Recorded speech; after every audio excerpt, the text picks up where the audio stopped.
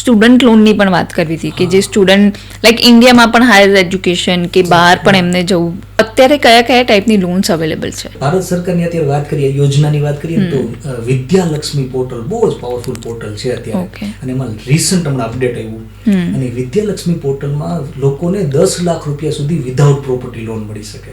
Condition એટલી છે કે એમની વાર્ષિક આવક ફેમિલીની 8 લાખથી ઓછી હોવી જરૂરી છે. હવે એમાં જો કોઈ વ્યક્તિ 4.5 લાખ રૂપિયાથી ઓછાની લોન લે તો વિધાઉટ ઇન્ટરેસ્ટ મળે, કોઈ વ્યાજ જ ન લાગે. ઓહ વાહ. અને 4.5 લાખથી 10 લાખ સુધીની કોઈ લોન લે તો એમાં 2 થી 3% ઇન્ટરેસ્ટ સબસિડી મળે, વ્યાજ હોય એમાં પણ સબસિડીનો બેનિફિટ મળે. અને એ પોર્ટલ એવું છે કે એક જ જગ્યાએથી તમે મલ્ટિપલ બેંકમાં અપ્લાય કરી શકો. તો જે વ્યક્તિ બહાર જવાનો વિચાર કરે છે, એજ્યુકેશન લોન લેવાનો વિચાર કરે છે, એમને ડેફિનેટલી આ પોર્ટલને એક્સપ્લોર કરવું જોઈએ.